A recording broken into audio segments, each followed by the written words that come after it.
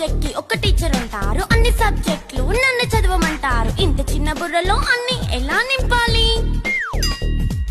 Class work, home work, fair notes అంటారు. Subject కి 3 books పెట్టి బ్యాగ్ నింపుతారు. ఇన్ఫాక్ట్ నా బరువు కన్నా నా బ్యాగ్ బరువే ఎక్కువ.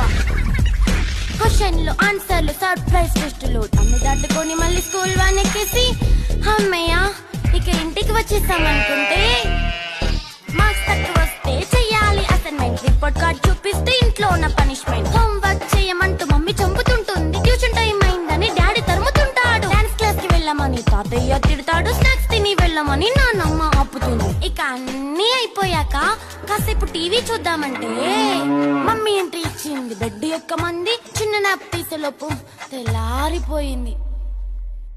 అయ్యో మళ్ళీ మొదలు ఈ స్కూల్ కష్టం.